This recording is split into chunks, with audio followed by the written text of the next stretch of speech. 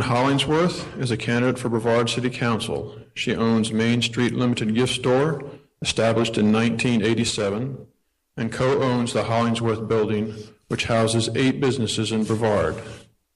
She's been a resident of Brevard for 34 years. Ann is a graduate of East High School in Rochester, New York, Blue Ridge Community College, and Brevard College. Ann is a 1998 Vision graduate and has served as community volunteer and advocate for a number of nonprofit organizations. She is currently the chair for the Heart of Brevard Economic Restructuring Committee. She has served as president, vice president, and secretary for the Heart of Brevard. She has served as vice president, secretary, and treasurer for the Transylvania Arts Council, and has also been a director on the Chamber of Commerce Board. Ann is married to Danny and has 2 children. She is a member of Brevard Davidson River Presbyterian Church. You have 1 minute. Good evening, and a special thanks to the Chamber and WSQL. I want to serve you as your city councilwoman.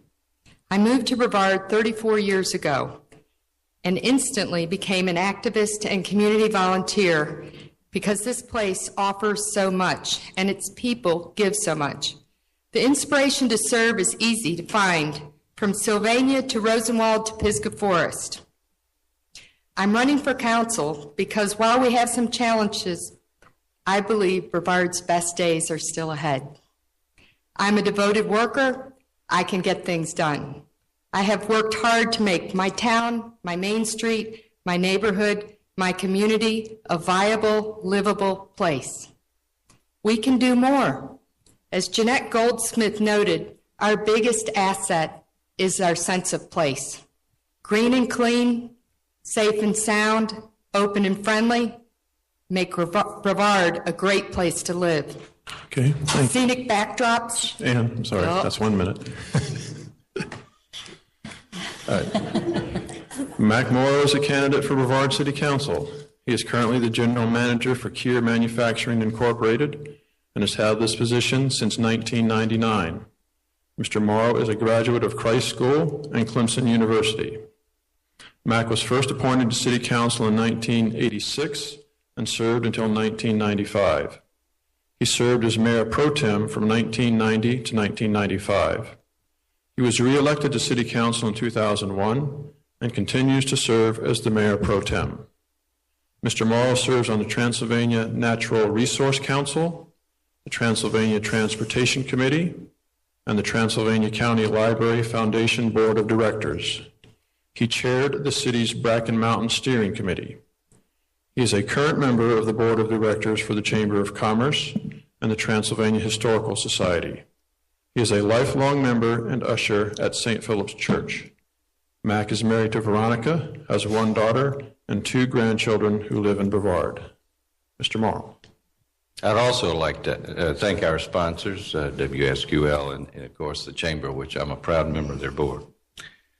My name is Mac Morrow, and I am running again for City Council. As you've heard from my introduction, I believe in service to my community. I'm fortunate to live in the home my grandparents built on East Main Street. I want to stay involved in guiding our city toward the future. Over the next few years, your council will be making important decisions about our water, public investments that will benefit our growth over the next 30 years, and crafting ways to fulfill our city's mission. The topics of housing, health, wellness, energy, natural resources, cultural resources, economic development, infrastructure, land use, and recreation will be used to frame the council's discussion. I know these issues, specific to our town and to our community, well from years at firsthand experience. Brevard is unique. Folks come here because it is. My passion for public service began many years ago. I want to continue to work with the best city staff ever assembled and council members I respect and admire, and to work for the residents that I love and who are my family. We have work to do. Our future depends on it. Tonight, my slogan, Brevard, believe in it. Okay. All right. Next candidate. Kim Provost is a candidate for Brevard City Council and owner of Hunters and Gatherers Downtown. Kim and her business partner created and built Earthshine Mountain Lodge and managed the business for 19 years. She graduated from Michigan State University with a degree in natural resources and outdoor education and a minor in business. Kim is Heart of Brevard's past president, a chamber member, a Vision 2010 graduate, and past member of the Brevard Middle School PTO.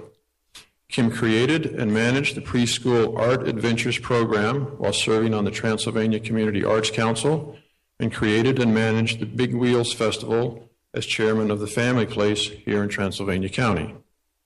She has served as an active member on several nonprofits in Transylvania for 23 years and has attended city and county government meetings for 3 years. She's married to Bob Provost, and Spencer, her son, attends Brevard High School. Ms. Provost. Thank you. I'd like to thank the sponsors also. We appreciate the opportunity to speak with everybody. For those of you who don't know me, I'm a dreamer. I am a pioneer of ideas. But what separates me from other dreamers is that I can make things come to reality. When I was 25 years old, didn't have a penny in my pocket, I started Earthshine Mountain Lodge with my partner, Marion Boatwright, and we had to go out and find these people called investors. We did it. We made it happen. I also wanted to have a Made in USA store, and it was kind of an odd concept for people, and made that happen 7.5 years ago. And I have a dream for Brevard, and it's really not any different than any of y'all's, because I've seen it in the comprehensive plan, public input meetings, Focus 2020. We have the same dream. I have the leadership experience, I have the ideas, and I'm ready to step up and help make that dream come true. Thanks. Lori Swank is a candidate for Brevard City Council. Ms. Swank was the owner-operator of Global Grape Wines in Orlando, Florida. Lori is a graduate of Winter Park High School in Winter Park, Florida. Ms. Swank is a member of the American Legion Auxiliary, Unit 88, Brevard, and has served as the president and vice president. Lori served on the Memorial Day Events Committee for 2 years. She also has served as president, vice president, and secretary for the 1000 Oaks Community Association. Lori was a member of the Vietnam Veterans of Central Florida. Lori is married to Howard Thiel, I hope I got that right. Yes. And has 1 child. Ms. Swank. Thank you. And I also wish to express my gratitude to the Chamber and WSQL, our sponsors, for this opportunity. This is very exciting to see y'all here tonight. And I am one of those summer campers who came here 1 year, fell in love with Brevard, and it stayed with me all my life. And I knew that I would live here someday. The allure was so mystical, the beauty of the people and the beauty of the land. I had to get here. So when my husband retired, we moved here, and we've met some fabulous folks. It's been great. However, when I go around town doing my business and I see all the empty storefronts, the commercial properties for sale, it concerns me. Our economy is stagnant. I feel like our small town charm is slipping away. I would like the opportunity to work with the entire community to bring about the future that we all want for Brevard, for our families, businesses, and visitors as a destination for a lifetime. Thank you. Thank you. All right, Candace, now we'll start with the questions, and remember you will have 1.5 minutes to respond, and we will rotate as we did the last group. First question, Ms. Hollingsworth, you answer this first. I'll try to talk faster. Okay. You got 90 seconds, fast or not. All right. What is your opinion on building a new water treatment plant? If there is a new plant, where should it be located, and how should it be paid for? Well, folks, this is a $25 million election because the next sitting council will have to make an important decision on how to best supply fresh drinking water to its residents and possibly community stakeholders. We need to make sure that we build to realistic growth capacity because we don't want to underbuild and we don't want to overbuild. While currently I'm not on city council, I am a resident of the city, and there's a workshop where we all can get a little more information on this, and I encourage everybody to attend Monday night at 5:30 here. I'm going to rely on, we have great staff and consultants at the city, and I really feel like it's their job to bring the information to us, and then we'll make a decision based on the facts. And am I done? Is my time up? 'Cause, oh, gosh, I have more time. Can I use it on my opening statement? You have 2 minutes at the end. But I'm just going to put our faith in our very competent city staff. Mr. Morrow, do you need the question repeated? Please. Yeah. What is your opinion on building a new water treatment plant? If there is a new plant, where should it be located and how should it be paid for? Yeah, the reason I asked is because how it's going to be paid for is an interesting question. And it is a lot of money. The process that we're going through, however, is way earlier than those to answer those questions with any kind of authority, in the sense that right now we have just decided, council has decided, that we in fact do need a water plant. We know what our capacity could be in 15 years. And so we're in the beginnings of the studies just to see what we have identified the French Broad River as a source, because it would not only be a source for now, it'd be a source any time in the future if you wanted to expand it. We have identified the need and identified the target of how much we might need. Currently talking to stakeholders, the stakeholders being individuals throughout the community who have an interest in reclassifying the French Broad River.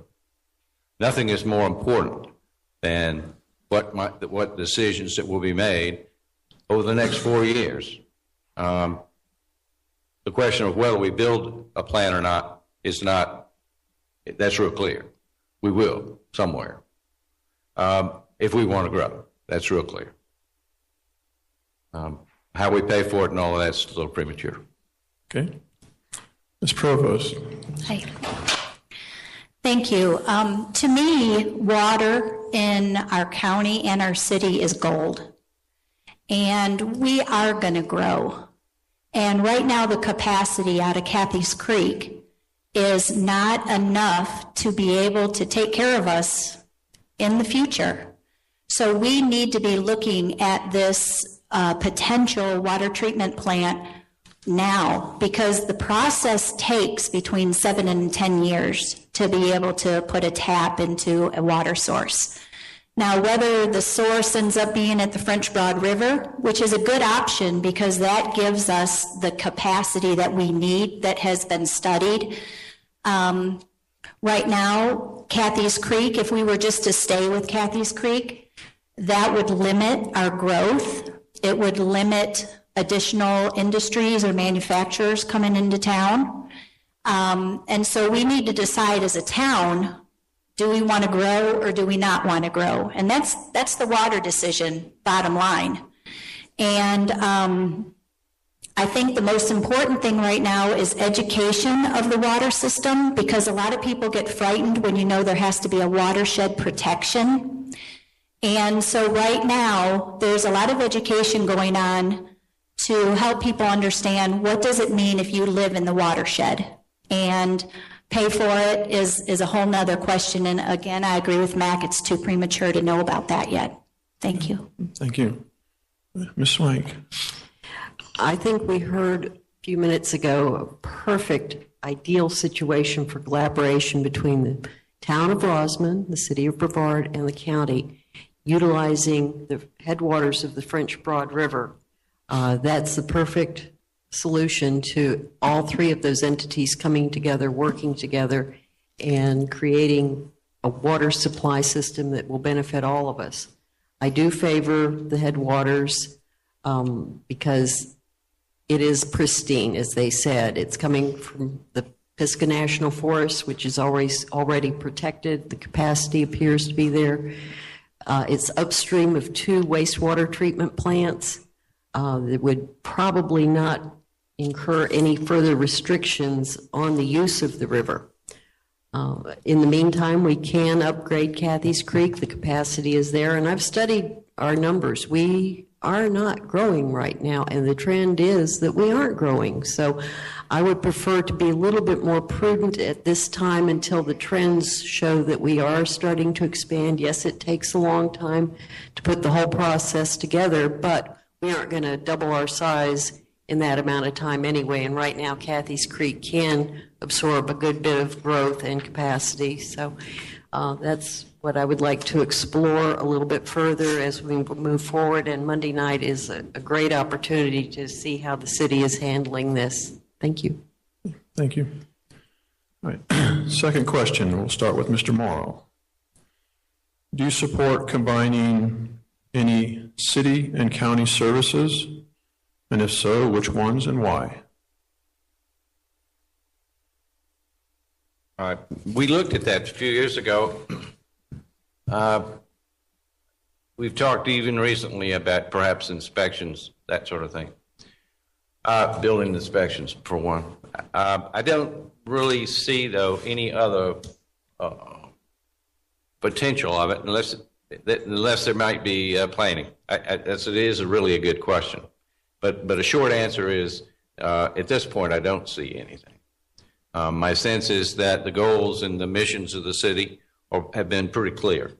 And until we see more from the county as a whole and the community, I don't see that happening. Ms. Provost? Yes, I see several areas that the city and county can collaborate. I believe that the city and county should create one economic development hub, and that the services that entrepreneurs need to be able to start a business are all located in one spot.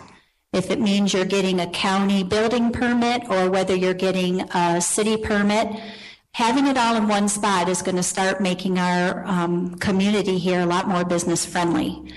I also believe that there's an opportunity for us to collaborate and share on a recreation director. You know, the city has recreation spots and the county has recreation spots. Sometimes there's a city person mowing grass in the county kind of general area and a county person mowing grass right next to a city area. And I believe that there's some efficiencies that can be made in the recreation leadership and in the maintenance.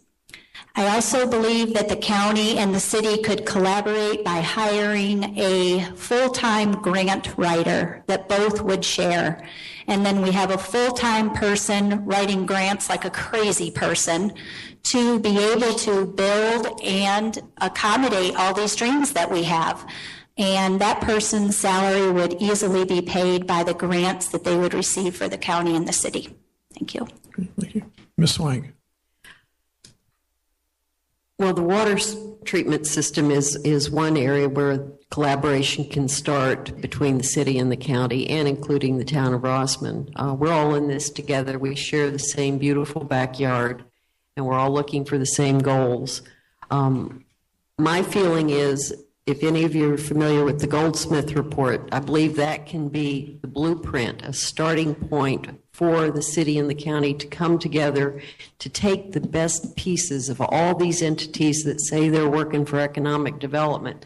Let's get the best of all of them, bring them together into a cohesive, effective, efficient organization that will benefit all of us. And this can be a start, a pathway to show us how we can work together on various projects, and that we don't have to be at odds, because we will all benefit from this in the long run. And the Independent Economic Development Task Force is a great start. Got some great folks on there. They've got some great ideas going. And I think we need to give them a chance and let them do their thing and see how we can grow with that. But it's an example of how we can move forward in the future. Ms. Hollingsworth? Well, I think before we can actually determine what services we could maybe collaborate on, we need to collaborate on city-county relations in general. And I'd just like to add a little to Candidate Swank's statement about the Jeanette Goldsmith report. What stood out to me was her statement in the very beginning: there is no room for disunion. In today's economic climate, If we're going to succeed, we need to collaborate, have proactive strategies, and compete for the businesses and efficient services and create jobs and new investment in our community. And there's no telling what we could save our taxpayers if we did all come to the table on a regular basis and talk about things. Okay, thank you. All right, so third question. Ms. Provost, you get this one first. Okay. Right or wrong, there is a perception among some that the UDO is restricting growth. What changes, if any, need to be made to the UDO? Okay, hot topic. Here we go. I believe any good community needs to have rules on how they're going to grow. Otherwise, we end up looking like Pigeon Forge, and I don't think any of us want that. I don't think we want any of those fly-by-night businesses that come in that don't care about their stormwater, that don't care about their landscaping. But our UDO needs to stay flexible. As long as we make sure that it's a flexible document and we can change it quickly when those circumstances hit us and we know that it is an opportunity for us to open the door for a business versus close the door, that's what we need to be looking at on a case-by-case business, case-by-case on our UDO.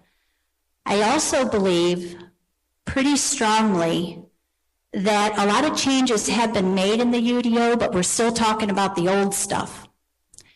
And I also believe that one of the frustrations with the UDO is how the UDO is presented. So if you come and you say, I'm having a problem with this, the people can either give you a roadblock or they can help give you a solution. So sometimes the interpretation and the presentation of a UDO can help make it better too. Thank you. Thank you. Ms. Swank? Well, I was real curious about the UDO when I first started this process. So I went down to the city and bought one, 300 pages. And I started flipping through it and reading it, and I was very confused. And if I'm confused, another entrepreneur might be confused. I also felt that it does need to be flexible. We need to really look at it, because what is the net effect it's having on our town? I know that 20 years ago, this was somewhat of a ghost town. 10 years ago, we were flying high with all the companies around, and that supported everything. But right now, I'm not sure if anything is working, and we need to review it, see what works out of it, see what we might need to be a little less restrictive, loosen some of the restrictions, rules and regulations, fees, get some people in here. We've got entrepreneurs hiding in the woodwork that are just itching to come out and do their thing, and we have to make that accessible for them. No, I don't want to see a row of tattoo parlors. One's enough, thank you, right now. So yes, I do believe that we should have some rules over it, but we need to look at it with a little bit more flexibility. I don't want to be a cookie cutter like what I'm seeing. There was only one photo example in the UDO that was of Brevard, and that was the courthouse. I didn't see anything else that looked like Brevard. Okay. Ms. Hollingsworth? A lot of folks don't know this, but Brevard was the first city in western North Carolina to introduce land management. Our UDO lays out the rules for development within the city. This UDO gives us far more flexibility than the old codes did. However, like any tool, it needs to be sharpened and kept up. It needs to be continuously reviewed and updated and modified. And a good example of this is just recently when the food truck issue came up before council.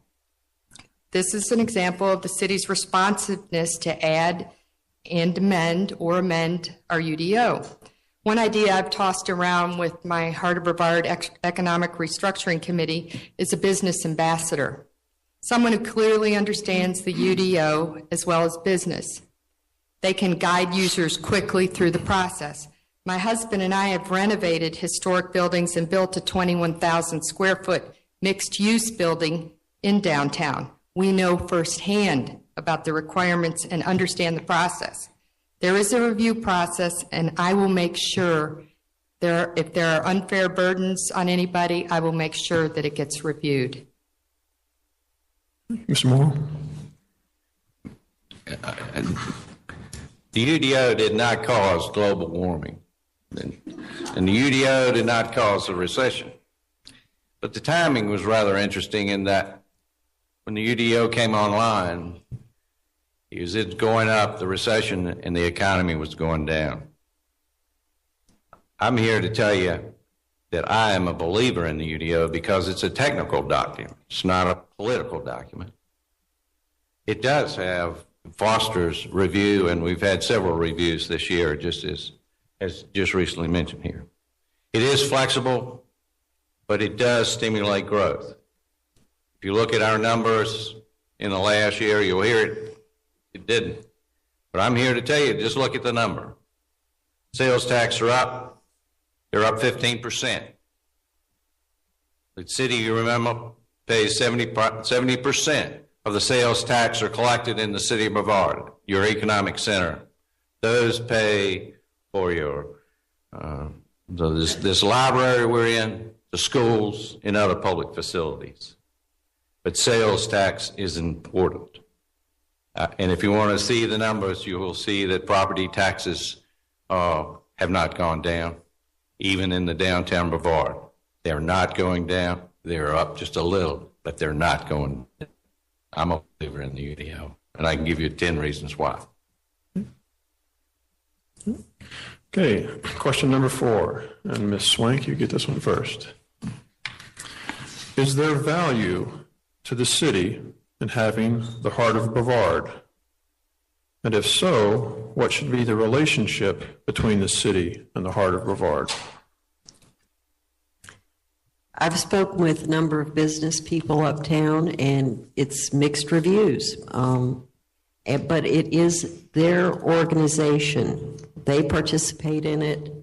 They pay into it. They reap the benefits. It is their choice to operate as they see fit. The city can support whatever recommendations they have or what they decide amongst themselves, but it does need to be a collaborative effort. They can't just go out and, but I've seen in the past that they do work well with the city. And as any democracy, the majority rules. And if the way the Heart of Brevard is structured and they come to a decision about how they want to operate and it does benefit Brevard, I think that it can be symbiotic. It does not have to be interwoven so much, but the Heart of Brevard is responsible for themselves. Ms. Hollingsworth. Well, it's no secret that I believe in the Heart of Brevard, a downtown preservation program originating from the North Carolina Historic Trust. I'll tell you, when I opened Main Street Limited in 1987, tumbleweeds were blowing down Main Street. There was no parking problem. There were no cars. Ike Ayers General Mercantile was gone, along with Belk, the Dollar General, Patterson's department store. Kmart and Walmart were both coming in at the same time. I know for sure that we wouldn't have a downtown today if it weren't for some really smart, caring folks that stood together. We all voluntarily agreed to tax ourselves to form the Heart of Brevard. This is a 16-block district. We have some vacant storefronts, which we are working with property owners to fill, and we just had 3 new businesses open recently. We are now going on 20 years, and despite growing pains, we are still a historic, vibrant downtown. Mr. Morrow? I can remember the excitement of Jeanette Austin when the whole idea of a Main Street organization started. Some of you in this room may remember her too and her excitement. It didn't take me long to get just as excited. And I have seen what it's done over the years. And it's been a wonderful organization to bring volunteers together, to attract investment and have a coalition of effort towards growing our marketplace. What we see in statistics today is that, for example, the Waffle House, everybody's familiar with the Waffle House, and we got a new one. Their sales in a downtown are 15% higher than they are in a strip mall. That's a fact. We know that Brevard, downtown Brevard, is a destination. The Heart of Brevard is a clear, understood organization that is moving things forward. And I'm excited about what they're doing. I'm excited that the city has been able to, this year, participate and invest in some additional public dollars to improve the landscape, if you will, for and other utility amenities in so doing, but on Jailhouse Hill. Because I guess it was, people like to come where they feel that it's that people are welcoming, and anyway, my hat's off to the Harbor Board. My time's up. Thank you. Ms. Provost. Mm-hmm. You know, the North Carolina Main Street program is a proven successful program, and the program invites many small towns to join them because it is a proven success. When Brevard joined the North Carolina Main Street program 20 years ago with some really smart people willing to tax themselves, I believe that the Heart of Brevard was at one of its strongest times.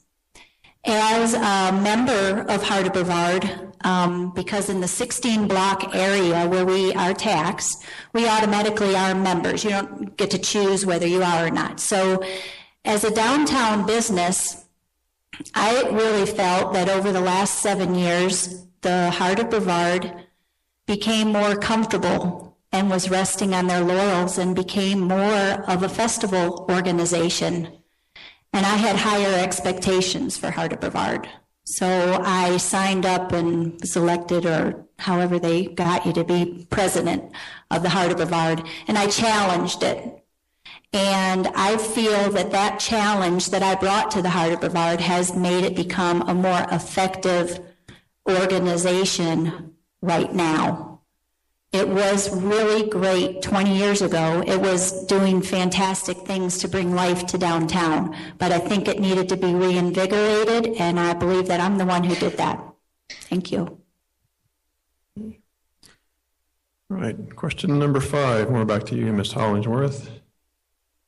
Some believe there should be more festivals in Brevard. Some believe they should be scaled back.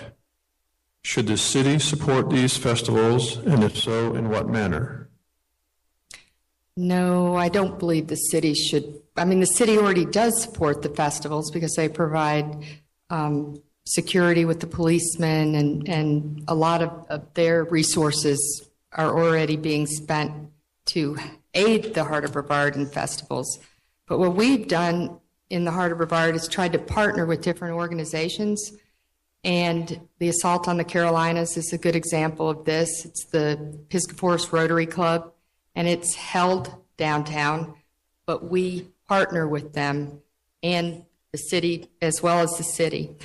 The one thing I just want to point out with economic development and festivals, because festivals are economic development. They bring new faces to our town, and possibly they may open a business or whatever. But I do think that the Heart of Brevard has done a good job of running festivals in the past. We are stronger than ever. We have our goals solidified. We have our objectives. We are organized. And we've done a good job so far. So I just think, let government stay out of the festivals. Mr. Morrow?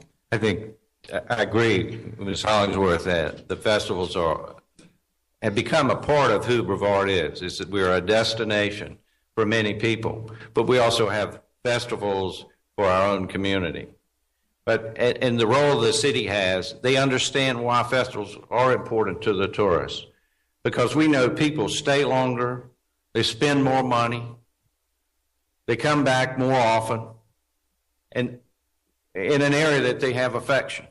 And so the way it introduces the people who come here to play, people in Greenville and Lower, in the 85 corridor area, or in Charlotte, or more recently with the ads that have been playing on in Raleigh, for example. People all over the Southeast know Brevard, and they know us as a fun place, as a place where you can come, bring the family, hear some of the best music in the country, and enjoy a weekend. That's a key part of who we are and who we want to continue to be. So festivals are important, and the way we have it structured with the Heart taking the lead, Heart of Brevard taking the lead, is a wonderful way to do that. Okay, Ms. Provost. Okay. I think that festivals and events are not only critical for economic development, but also for our quality of life that we have here in Brevard. But I think one of the opportunities that I would like to change is that not all the festivals are in downtown.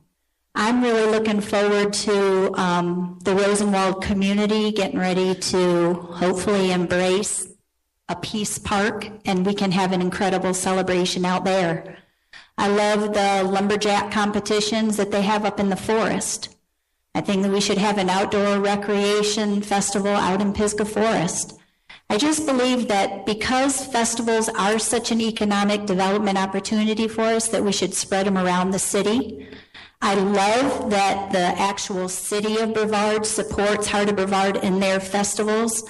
I also believe that festivals should be money generators, not money losers. And I also believe that, the city funds several organizations to be economic partners with them. So when you think about festivals and events, think about the farmers market. The city just funded that. That's an event. That's a festival. It funded the Heart of Brevard to do their festivals. It funded the Transylvania Community Arts Council to be able to help with their promotion. So I think partnering is the key here. Thank you. Ms. Swank. I agree with everybody here on the panel. Festivals are just one of those fabulous pieces of our small town charm. Moving here and knowing what the town had to offer, I always would look in the paper and say, oh, what's next? What's next? And enjoy going to the festivals. I even enjoy going out to Rosman's Christmas parade. It's the way you envision being in the mountains, what life is like, and it is a part of our culture here too. The Founders Day Festival, they don't all have to be supported by the city, and they don't have to draw 20,000 or 20 million people. It's what we need for our hearts here to feel as part of a community, to share when we go out to all these festivals, and to have hopefully this year a little snow twinkling on our nose for the Twilight Tour. It's just something we all look forward to, and I think that the city should continue to partner on a reasonable basis to assist these organizations to continue bringing all of our community together for these fun times. Thank you. All right, Mr. Morrow, you get this question first. If cities are no longer allowed to annex areas, and that's the legislature, how can Brevard grow and increase its tax base? I thought that was an interesting question when you asked Rosman as well, and you're right. The understanding of how we will grow, we must grow within our corporate limits and within the existing areas that we have jurisdiction. So therefore, in the development of the UDO and the land use plan, it allowed some growing inside those borders. So we do now have within the city a flexible, higher density opportunity within the corporate limits.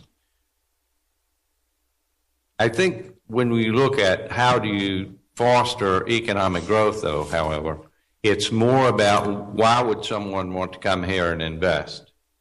And so it's almost like the coat of clothes that you might wear. And so it's what we look like and how we feel when people come here is so important. The city is invested this year 2 cents on our tax so we can improve our appearance and improve our connection, so that feel when you come here, you say Brevard is alive. I believe in Brevard and they have got things going on. I want to invest here. That's how we're going to be able to grow our tax base, is to invite commercial investment, to grow the economy. Thank you. Ms. Provost. Thank you. You know, one of the ways that you grow your tax base is you encourage businesses to want to invest in where you live. Mm-hmm. And people want to come to a place like this because we have strong water, sewer, roads, sidewalks. We have to have strong infrastructure. You also have to have really good fire and police protection. You've got to have great parks. You've got to have a lot of green space. You have to have good recreation areas. You need to have a transportation system. I believe that when you set the atmosphere and you show that you're investing in yourself as a community, that businesses will want to come here because you're giving them the quality of life that they're looking for. And therefore, you'll have business investment. You'll increase your tax base. You won't have to increase your taxes. And the other thing that I believe is that when the city has opportunities to acquire property, I think that a city could acquire like underproductive property in the city, fix it up, sell it, perhaps sell it at a loss, but then make up in tax revenues and sales taxes. That's another way, because you've just created a higher productive building in downtown rather than having vacant spots. So I think the city could take a stronger lead in acquisition of property. Thank you. Ms. Swank? Well, we have some great opportunities here in Brevard. I'm not sure how many of y'all heard the word infill. There are properties all over within the jurisdiction that are vacant. Nothing's on them. There can be incentives by the city to bring developers in for a duplex, or it doesn't have to be residential. It can be commercial. There's a whole swath of property opportunities commercially on the old Rossman Highway within the jurisdiction. Let's infill. That makes it easier to tap into the existing infrastructure. The roads are usually there, the water lines, sewer lines. It would be much easier, but let's give developers an incentive to use the infill first before we decide we need to spread our footprint any further. One project that I see is the French Broad Place. And I'm not sure if that's exactly what we want the rest of Brevard to look like. It doesn't seem to be as popular as some people thought. Granted, there was the real estate bubble that hit at the wrong time for them, but since they have emerged and begun reselling, nothing's happening up there. It's not what the supply and demand is. So let's try something different. Let's go with commercial and residential infill, and that will increase our tax base. Thank you. We got 2 questions left. So, Ms. Provost, you get this one first. The city has an... I think, don't I? I'm sorry? First you cut me off, now you don't let me give me a question. I tried to keep track up here, but I messed up. Okay, can I start? Okay. Sure. Part of economic development is building trust and positive relationships with business leaders, the county, the state, the federal government, and the community. In today's competitive climate, it's all about partnerships. We need to stand united with our economic development stakeholders and send a strong, clear message to get industry, businesses to locate here. What type of businesses do we need? Growth for growth's sake is out. We need intelligent growth. That's what's in. The city is wise to partner with organizations like the Heart of Brevard to accomplish their economic development goals. It's a great return on investment by which business and property owners and downtown community work together for the common good of our county seat. Pisgah Forest does this as well. And the upcoming Lumberyard District will be doing this also. And in the past 6 months, for example, our Heart of Brevard Economic Restructuring Committee created small grants programs to help incentivize economic development within the 16-block municipal tax district. We have created a complete portfolio of available properties. Believe it or not, folks, this didn't exist before. If you wanted to open a business in downtown Brevard, you didn't know where to go and how much it cost and who to contact. It's things like this. We just need to keep an open mind to economic development. And I know how to do this. I've been doing it for almost 30 years. Okay. Sorry about that. That's okay. All right, now we're down to 2 questions. All right, Ms. Provost, the city has an aging infrastructure. What infrastructure renovations do you see as having the highest priorities? And again, how would they be paid for? Okay. Well, I do believe that we have an aging infrastructure. I think in the previous years, probably before the last 3 or 4, when our manager came on board, we had not any investment going on in the maintenance of our water and our sewer and our roads and our sidewalks. And I love that the city has started a maintenance program for those. We use 1 million gallons of water and we treat 1.2 million gallons of water because of all the leaks that we have in our sewer system. So I believe an ongoing maintenance schedule is imperative to our city. Again, it is premature on figuring out how to pay for it. We don't even know what it's going to be, where it's going to be, or how much it's going to cost yet. But without strong infrastructure, we don't have the potential for growth. I also believe that the city needs to not only maintain its maintenance schedule, but continue to put aside a little bit of money so that as we move forward and we get to those big projects that need to be done, like a big sewer or water repair, we've got the funds to do that. We've got to start looking more into the future and preparing for that. Thank you. Ms. Swank? Yes, it is good to see that the city is now catching up on the long neglected infrastructure, the roads, the water system, the wastewater system. I've seen reports from the Public Works Department that as repairs are made, they're finding clay pipes. We don't know how old they are. That's old, and that does document why we have so many leaks. And it needs to be ongoing. As a property manager for a condominium association, I was very well aware that we had a strict budget that had to be maintained, and yet we had those maintenance items and replacement items that had to be reserved for. And that is part of the process.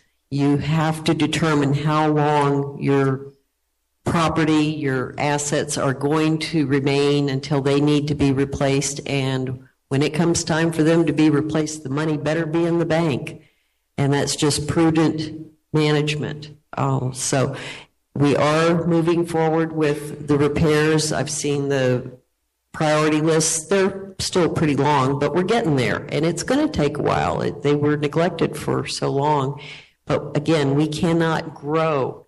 There's no sense trying to put new stress on systems that are past their prime. We've got to get that fixed first before we can go forward. Thank you. Ms. Hollingsworth? John, can you repeat the question, please? Sure.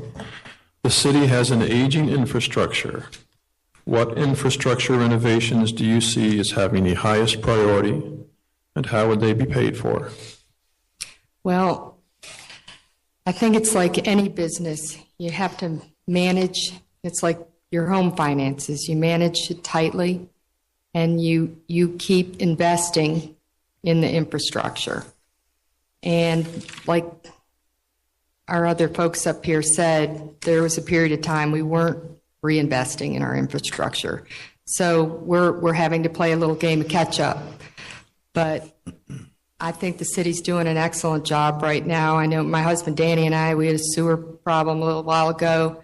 And you know, there was some broken pipes there, but everything was fixed, and the staff is really competent, and I just think it's about management.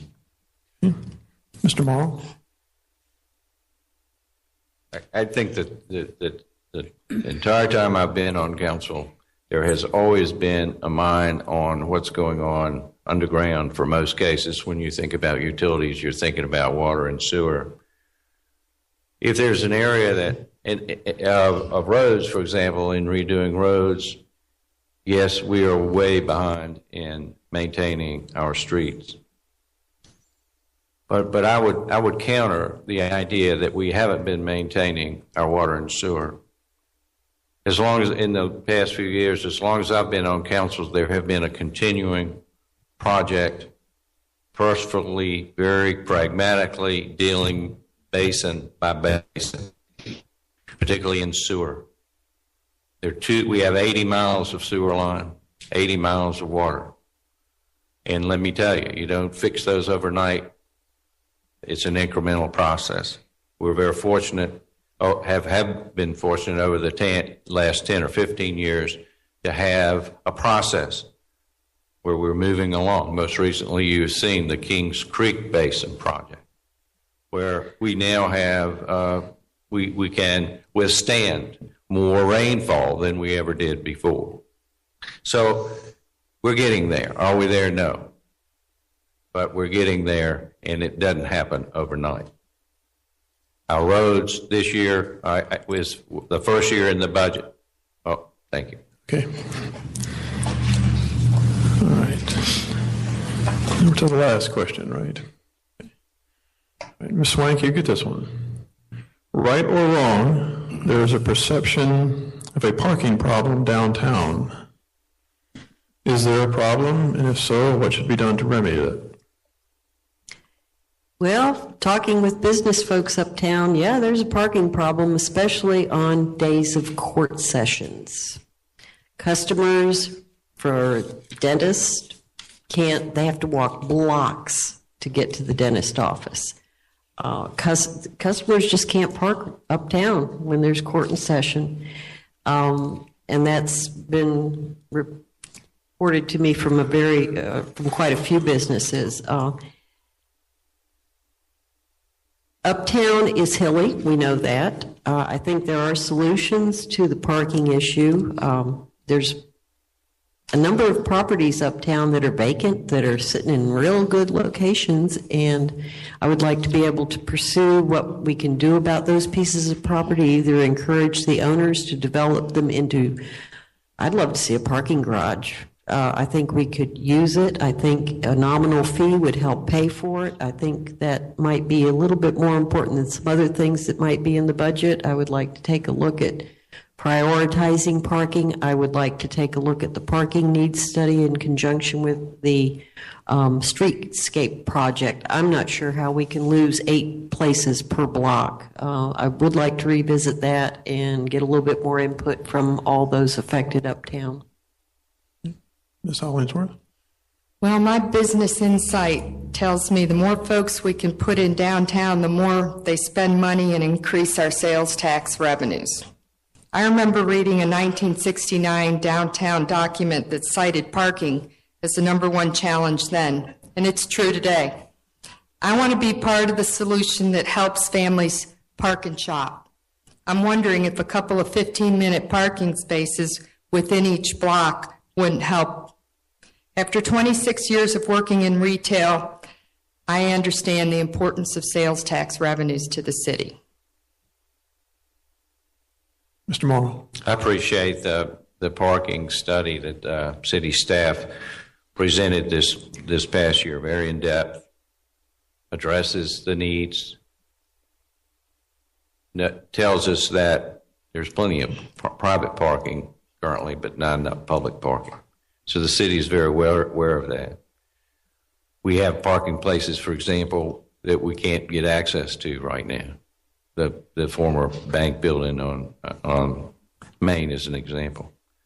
So parking is a topic that council is very concerned about today and working on, and I think you'll see some improvements in this next year on the issue of parking and in that regard, public parking. Ms. Provost.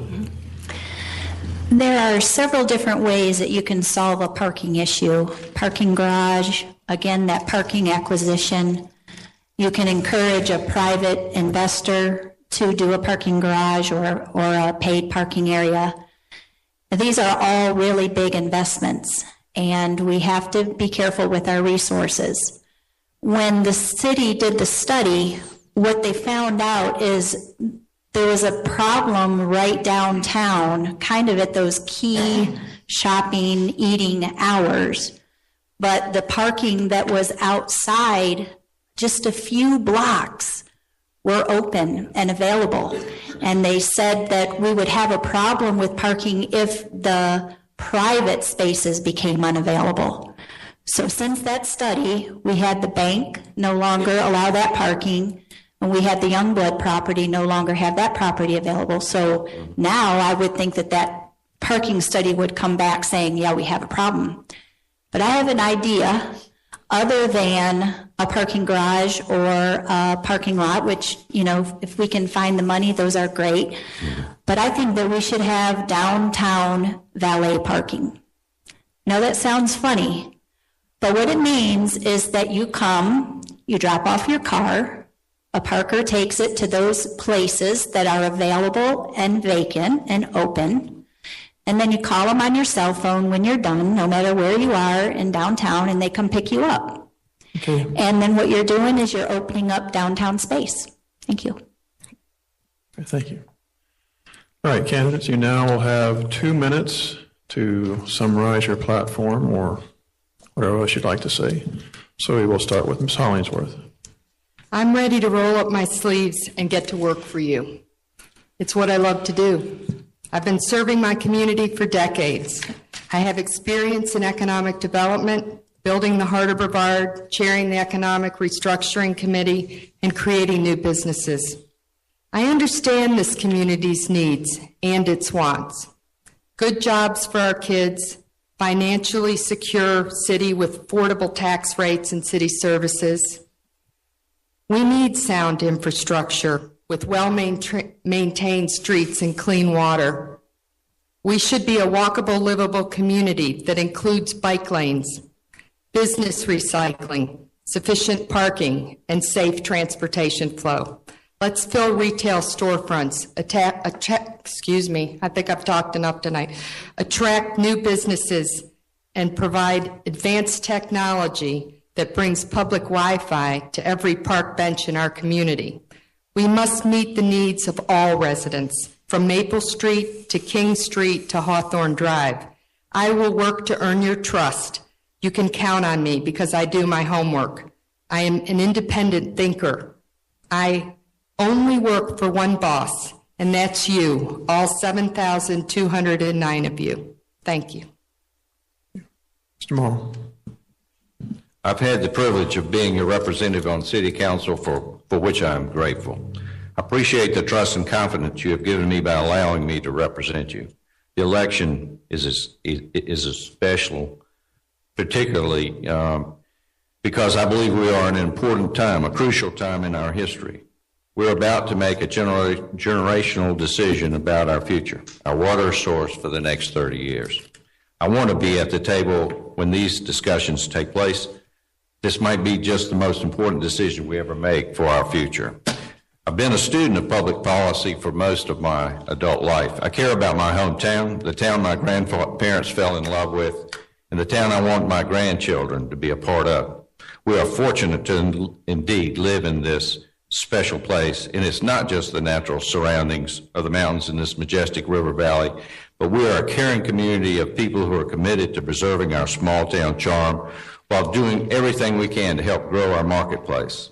This includes our wonderfully committed city staff, a professional team dedicated to public service who continue to inspire me. Our town is our economic center, our social center, and for me, my workplace. Progress does mean change. I will continue to support our strategic vision and the public policies City Council adopted to ensure these changes preserve our sense of place. When I was first appointed to City Council as a younger man without the great wisdom you see today, I became the benefactor of veteran council members. I learned quickly how fortunate I was to have mentors who wanted to further my insight into public policy.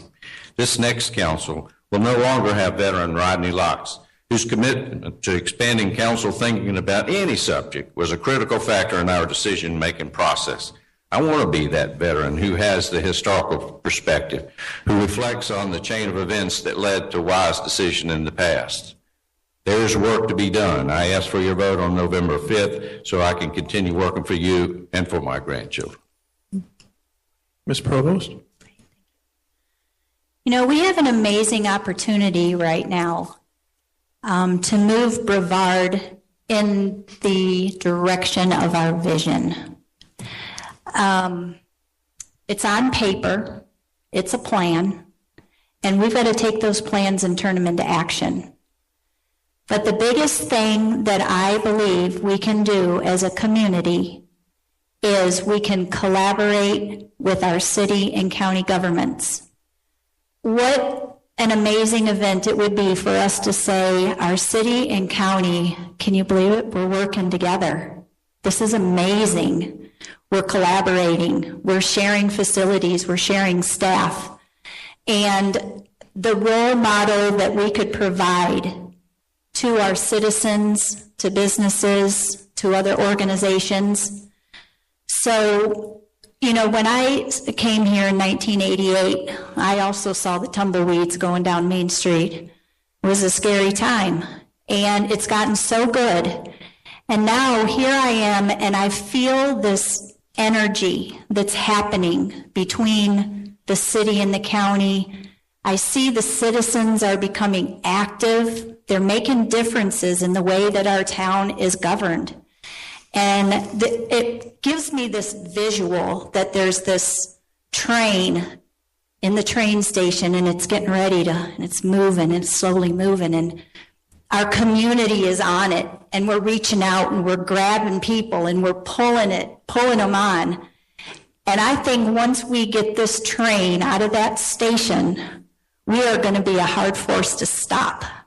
And that's what I want to do. I want to be at the table when we have this great community momentum and when we have this synergy going on between our governments, between our citizens, businesses, and organizations. I'd be honored if you voted for me. Thank you. Ms. Swank? Well, I know I wasn't born here, but I got here as quick as I could. I couldn't wait. I love Brevard. I am proud to say I am from Brevard. I have visitors all the time from other parts of the country come here and show them around all the beauty that we have. And yet those other challenges nag me in the back, the empty storefronts, and some have been empty for quite a while. You walk around town, you know it. And we are facing challenges, but I feel that, like the Goldsmith report suggested, we can work together, bring the best pieces of all these entities together. We seem to be a little scattered right now, and if we could just bring all that together in one place, imagine what we can do. Let's give that process a try. And I would like to work with everybody, for all our community, all people in our community. We all deserve representation, and that's what tonight is all about. And it's great to see so many people here. You're doing your homework, you're researching the issues, you're vetting the candidates. This way you have all the information you need to make the best choice for who's going to help your city be what it can for the future destination of families, businesses, and visitors. And I would ask you to please visit my website, Brevard for Lori. If you have any more questions or concerns that you want to share with me, my computer door is always open. Thank you for being here tonight, and thank you for this opportunity. Thank you to all the candidates for being here tonight. Thank you, John.